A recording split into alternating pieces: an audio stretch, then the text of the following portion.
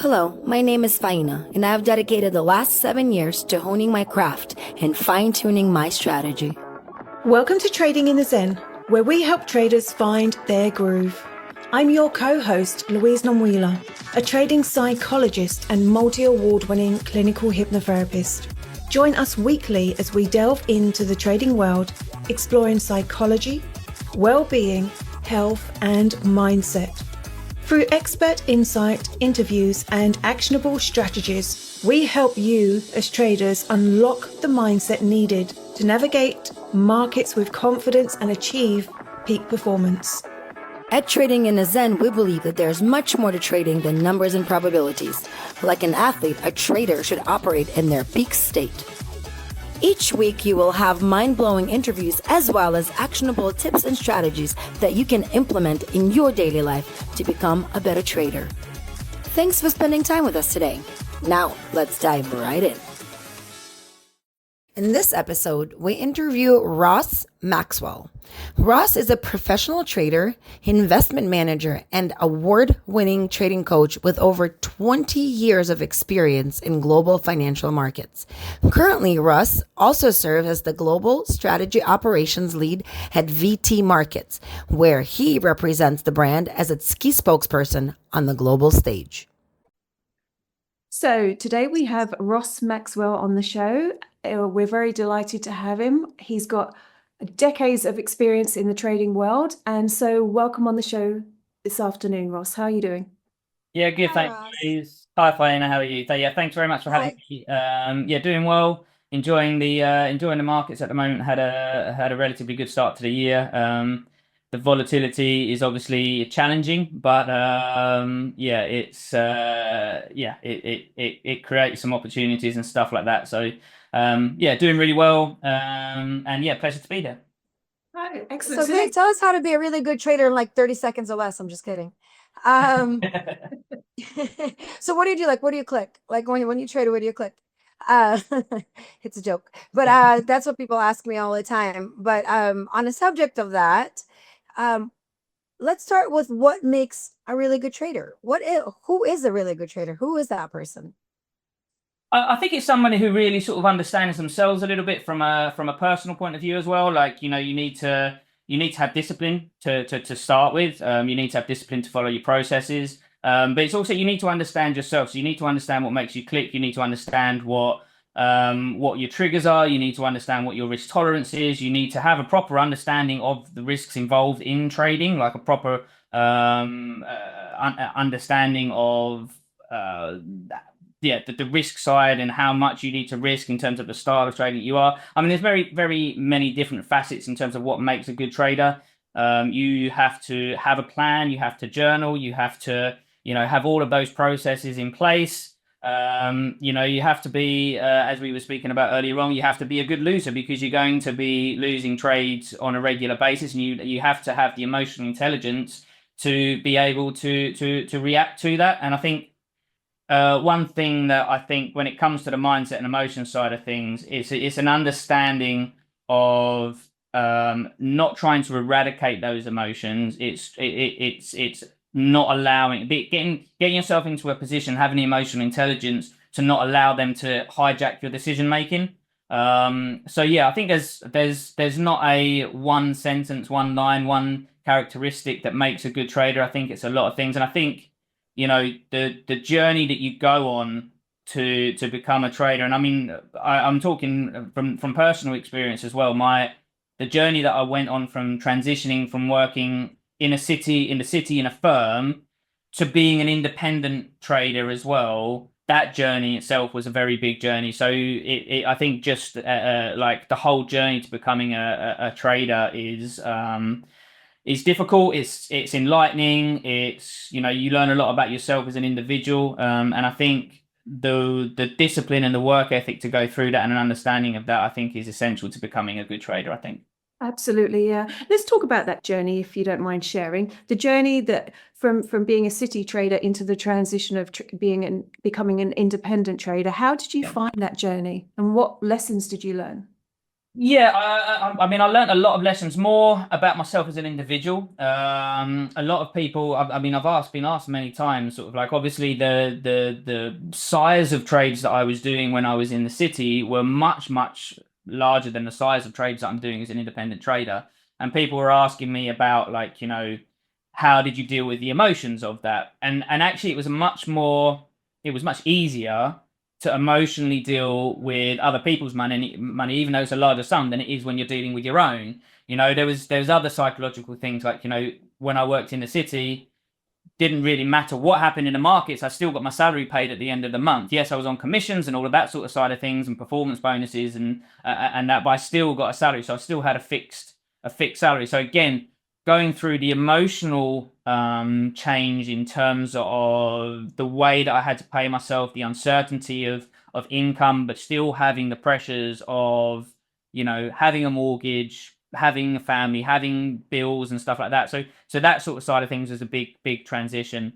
Also, the way that I viewed the markets had to change. Like, I think having having worked in the city for like 10-12 years, having worked closely with risk departments and stuff like that, I had a solid understanding of the way the markets worked. I had a solid understanding of risk. I understood risk and how important that was to the long-term success of a trader. But there was other things that I had to reteach myself, the way that I looked at the market. So I love when I worked in the city, I had access to a lot of order flow. Like, I knew, like, large orders going through the market. I saw them. Obviously, I can't act on them from a personal basis, but I knew the orders that were going through the market because I was trading them.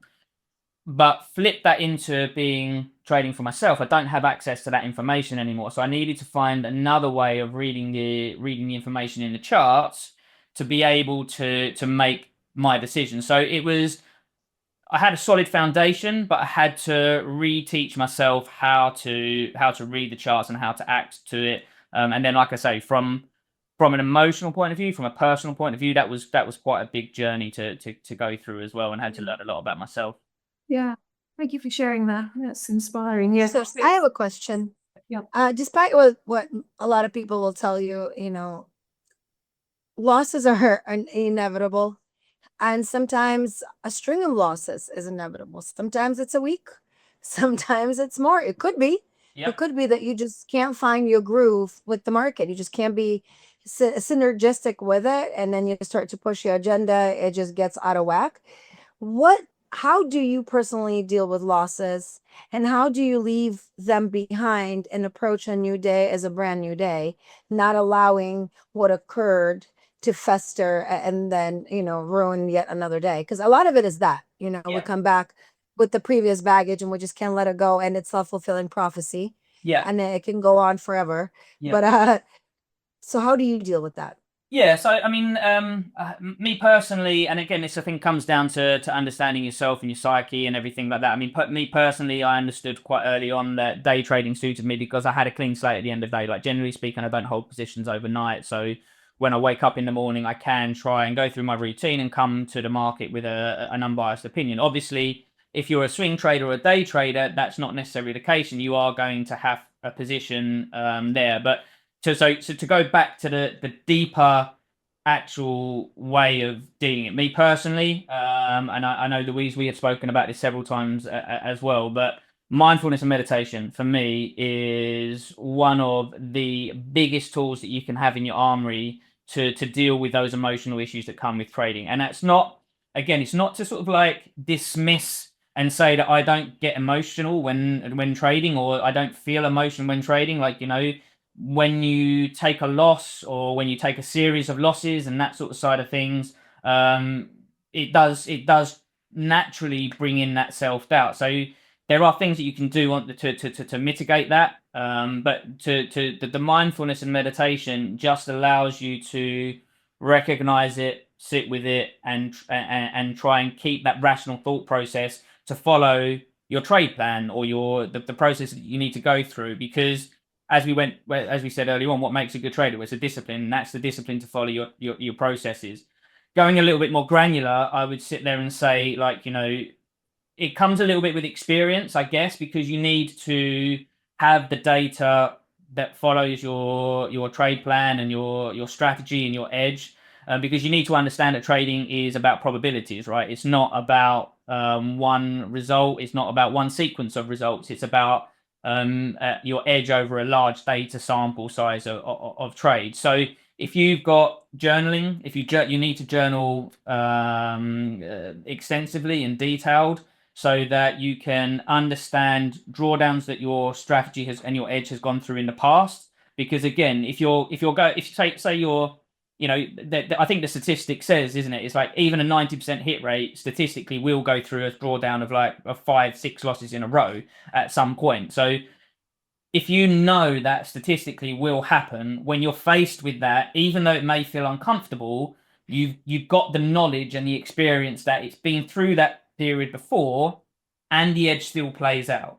And likewise, by journaling, you can analyze your performance to make sure that you are following your edge, you are following your processes, and make sure that any drawdown period you're going through is just a natural part of the drawdown. And if it's not, and it's something to do with your performance, then you've got the data and you understand that it's your performance that needs to be adjusted and not the trade plan or the edge. So I think there's a few things. I mean, I have some processes throughout my day. So I have my mindfulness and meditation in the morning, because again, it doesn't happen often, but there are times when I recognize that I'm not in the right frame of mind to trade, so I can actually remove myself from that trading session before I commit to it and make mistakes.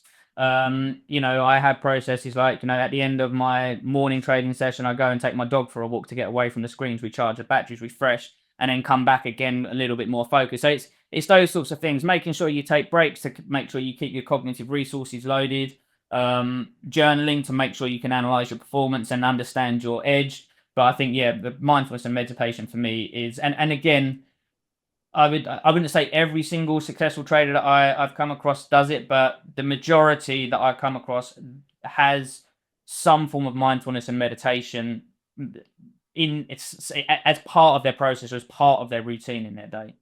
Thanks for sharing that, Ross. And I think you're exactly right. I think a lot of traders do practice meditation and mindfulness, and it does really help. And there's many different techniques and resources. I think I would say that trading is very much like a professional sport. And one of the best techniques, I think, is visualization or mental rehearsal. Is that something that you have used in the past, or that you teach your students?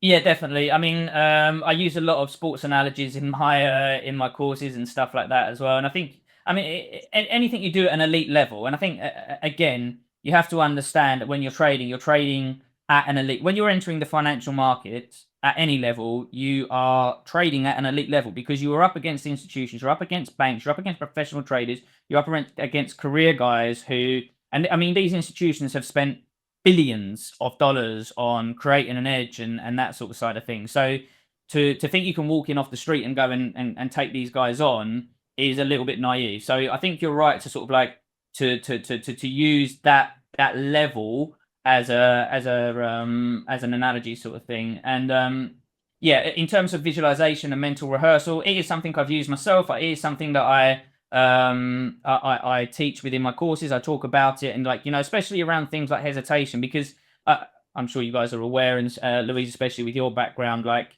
the brain can't distinguish between the reality and what it goes through in itself. So like by visualizing something and going through mental rehearsal, it gives itself that experience, that next time it's faced with the experience, it's got the feedback loop to give itself an alternative outcome, right? Yes. So I think it's a really vital tool that traders can use if they're struggling with something like hesitation on execution or that sort of thing. Even if somebody keeps on making the same mistake over and over and over again, but is incapable of giving themselves another experience, then they're going to carry on making the same mistakes, because that is the experience that they've given themselves, and that's the experience that the only experience that their mind knows how to react when faced with that situation. So by using mental rehearsal, it gives itself that other experience, And one thing that I do try and get across, and I've worked with several traders on this as well, is like,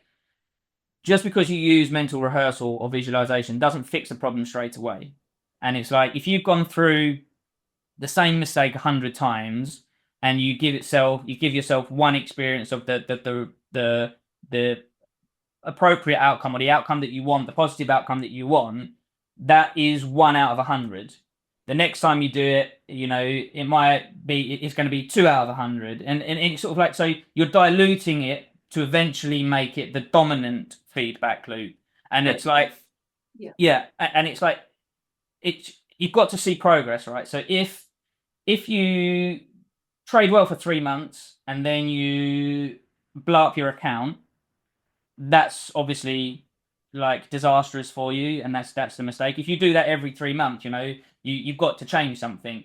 If you go through 6 months and you make a mistake and only lose 10% of your account, that is progress. Even though you're making the same mistake, it's still progress. So you have to constantly do it. It's not like just you do it once or do it twice and you fix it. You have to repetitively do it, and you have to expect still at some point to make the same mistakes, and you need to plan for that. You need to protect yourself for it, to make sure that when those mistakes happen, they become less destructive and less disastrous for your trading as well, because they will continue to happen. You will still we're human beings. We make mistakes. We take losses, all of those sorts of things. We do have emotions. You can't eradicate them, as we said. So it's about making sure that, you put yourself in the best position to face up to those as well.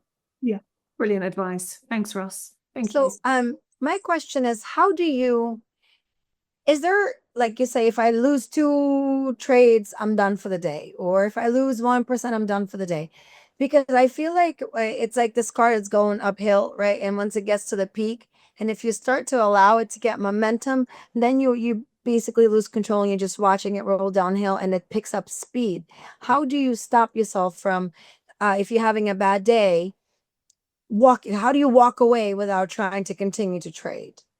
Yeah, I mean, again, individual people probably need to put in different individual processes and stuff like that. I mean, I personally, I do have my daily limits, I have my weekly limits, I have my monthly limits, and like the daily limits are easy. Like I know I don't generally trade, more than 3 or 4 times a day. I have a 2% risk limit on the day. If I lose those 2%, I'm out the markets.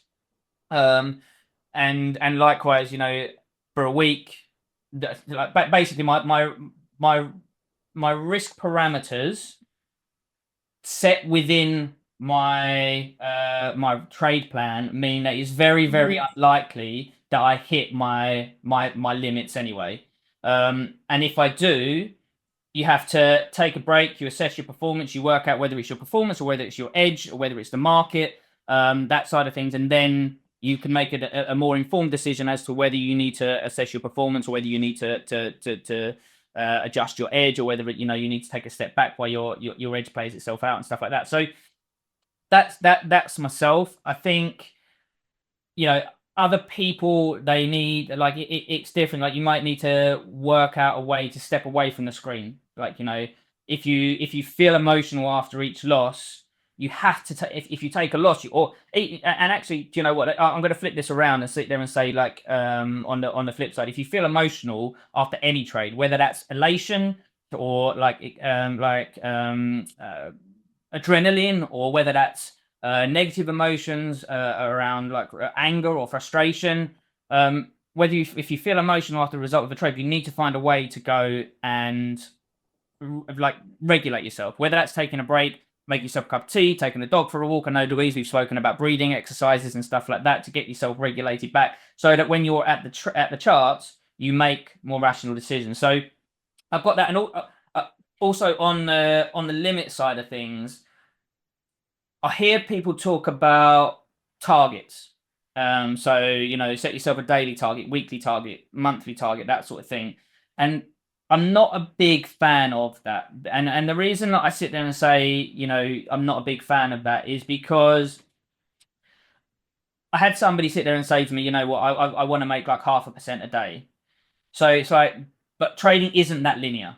You know, we don't sit there and make 0.5% a day. And if you sit there and cap your profits at 0.5% a day, when the market's running hot for you and you're on the game, you need to make those 1.5–2% days to offset when the market's not is running against you, and you go and hit your 2% limit on the risk side. So whilst I think it's appropriate to have some form of goal or some sort of target, I think sort of quarterly goals are much more relevant than sort of a daily target or weekly target. I mean, obviously, if you're going to be doing swing trading, position trading, you need to think of yearly goals rather than monthly goals or anything like that. But I think, yeah, just obviously you've got to have your limits in terms of risk to protect your downside, because at the end of the day, capital preservation is the number one rule in trading, right? Yeah. I mean, you can't trade if you have nothing to trade. Exactly.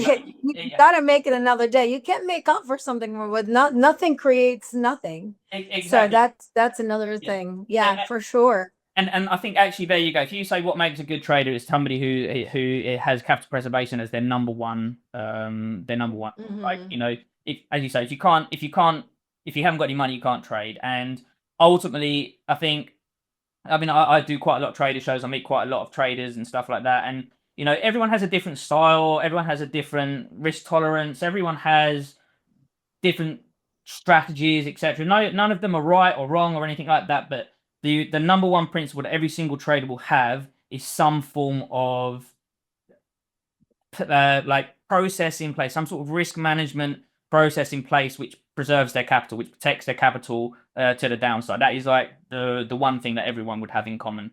Yeah. I think there's so many fine lines in trading, isn't there, Ross? Like, there's a fine line between perhaps setting an intention for your day and then kind of detach you from the outcome. And it's almost like traders have to reverse their human behavior in a lot of ways. Yeah. You know, with patience. You know, with patience, traders don't like to wait for the setups, because patience is kind of just like waiting, but we're not achieving. And we've spoken about that before, haven't we? We don't feel like we're progressing. And it's the same with losing. We don't like losing. And it's almost like you have to almost kind of wear a different hat and reverse human behavior. Exactly. Trading is like so counterintuitive. And this is what I mean by, like, you have to go on that journey to learn a lot about yourself. And also you need to understand that, you know, as you say, a lot of the stuff that we feel like, so when you feel angry or if you feel frustration when you lose a trade, that's a natural human emotion. That's a natural human response, because it damages your ego because you're wrong. It's a threat to your existence because you're wrong. Like, that is a natural, that comes from goes all the way back to evolution. Like, you know, from an evolutionary perspective, it's like that chimp, it's that chimp part of your brain sort of like going, no, I'm not wrong sort of thing. So it's understanding that that's a natural part of you and being able to counter that. You know, again, go all through education, society teaches us, and like I have this discussion with a lot of my friends and family who are in what would be perceived as sort of like normal 9-to-5 jobs.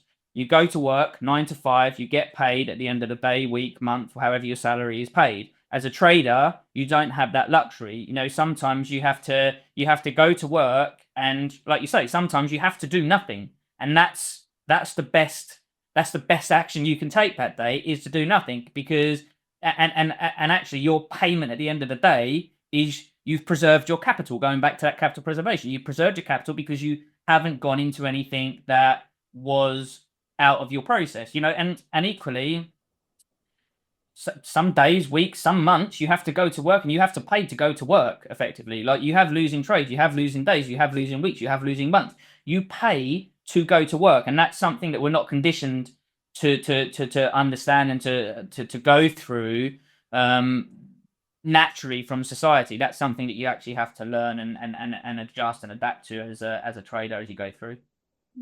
Well, to your point, people, if you're learning how to trade, I wouldn't quit your job. No. I wouldn't take my last dollar. I wouldn't rely on trading for a paycheck, because it's already stressful enough. And the minute you put that also on top of learning, this is going to be disastrous because you're going to be making choices based purely out of necessity and the stress of it. And it's already a stressful environment. I think this is why weekly targets are very hard, because sometimes you feel like you haven't just quite made it and you go and make that last trade and you erase, you go back 50% and you're like, why did I do that? I was having a good week. Like sometimes for me, historically, Fridays are tough because I either want to finish strong or make up for something, right? I come in with a totally horrible mindset on Fridays. So I've learned now, if I'm having a good week, I'm probably not going to trade on Friday, because this bravado of like feeling good that week. And I'm like, let me just, or, if I am not completely at a zero on a Friday, I will not take a trade. If I have a crap week, that you want to just go into the weekend a winner, and that seldom happens. So I think those kind of, we were talking about fluidity. You kind of have to learn to just stay neutral, which is so difficult to stay neutral no matter what. Yeah, and again, it goes back to that counterintuitive, natural human emotions and behaviors and stuff, doesn't it? Like, and again, like, it's very easy, especially when you're learning to trade. You want to, you feel like you need to be in the markets to learn. You've got that eagerness to get into the market, but actually, that again, you're teaching yourself bad habits. So I think, and yeah, so I think there's that element again. It goes back to that counterintuitive human behavior and that sort of side of things. And going back to your original point about the needing to make money, like, you shouldn't be trading if you need to make money. And actually, I go like meeting a lot of traders. I mean, you have to have a bit of an entrepreneurial mindset to be a trader and stuff as well. And actually, being a successful trader, if you can actually generate other sources of income alongside your trading, that will benefit you as a trader as well, because not all of the pressure that you've got is on your trading. So like, there's that sort of side of things as well. Like, we are fortunate that we're in a time where, you can have multiple revenue streams, and that sort of thing. And if you've got that entrepreneurial mindset, getting other sources of income, generating income, can actually assist you in that emotional side of trading as well, because not all the pressure is on your trading income. Yeah, I completely agree. I've seen the transition, Ross, too many times. The traders who kind of leave their careers and their businesses and go into trading and kind of making it be, it's their sole income. It's the pressure can sometimes be crippling. Yeah, and even the best trader, like, they can go through 6, 7, 8, 10 years of profits and being fine. But if their edge hits a bad spell or something like that, and it like an extended bad spell, something they've never seen before, and it's their only sole income, even the best traders after 10, 12 years, could really struggle emotionally. So, yeah, I think, like I say, generally speaking, most traders that I've met have that sort of entrepreneurial mindset. So if you've got that, and you can get other sources of income alongside your trading income, I think it helped. Like I say, I think it just helps you emotionally from the trading point as well, like, and not having it as your sole source of income. Yeah, there's so many different factors of trading, isn't there? Learning to master within the emotions, being counteractive. It's kind of treating trading as a business, and you kind of go, whoo. But I think eventually, when a trader becomes experienced and they got the feel for the market and their intuition comes in as well, I think it's starting to think about, how can I start to simplify things now? How can I let go of some things? Yeah. Oh yeah. Mainly resistance, but I think that it's kind of like you learn all of these things, you compound, and then it's like you get to a point, and then you go, right, okay, what do I need to let go of? Yeah. And that comes with experience, I think.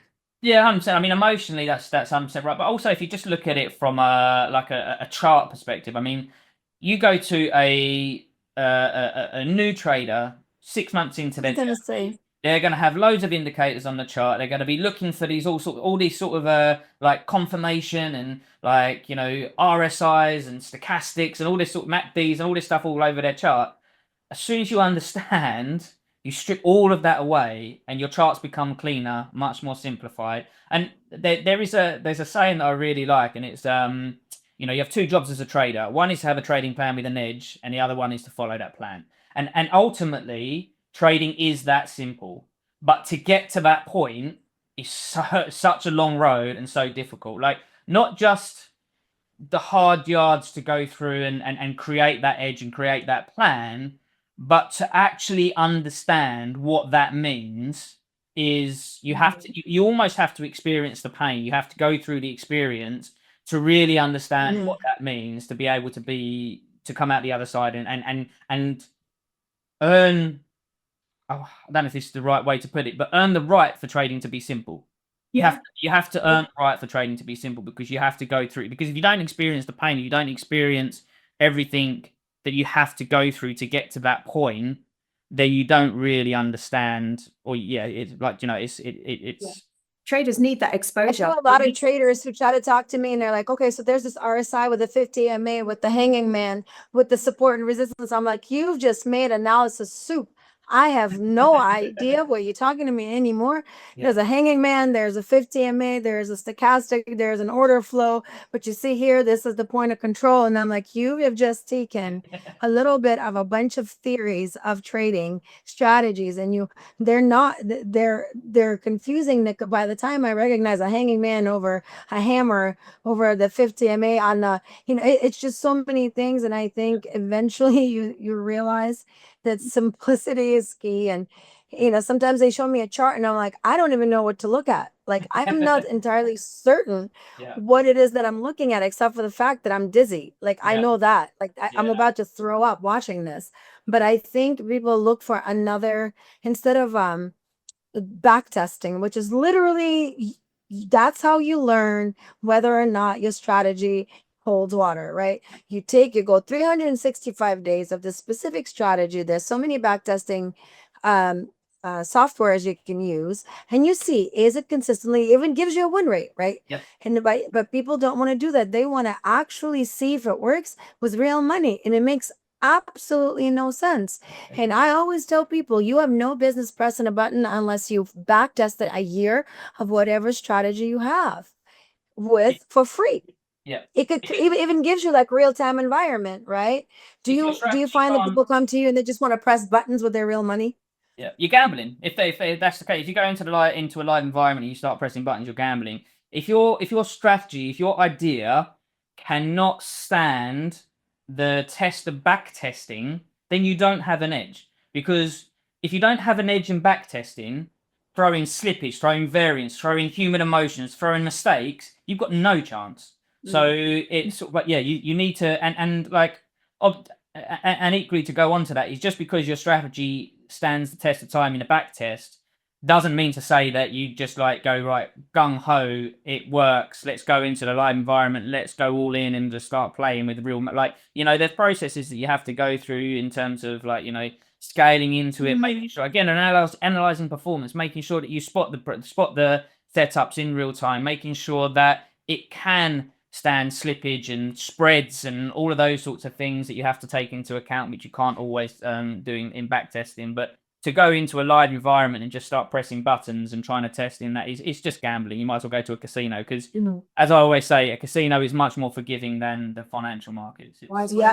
And also in futures now we have micros. So I tell people, if you cannot make money with one micro, risking $50, you will not make money with 5, 10, 25, 105. If this one, they're like, well, yeah, but it's just very little return. Okay. Can you give me $100 a week for a month? Can you make $100 a week for a month? And if you can't do that, you're not making consistently, you might get lucky, which is even worse, right? It's a false sense of security. It's even worse, because then you feel like you're invincible and you know what you're doing. But if you cannot make money with one micro, you will not make money. As that number of loss grows, and you look at it and you're like 1,000 red. That is much harder than $50 red, right? So, but you got it. It's like, you don't go and eat a big meal right away. You add a little thing so you can digest it.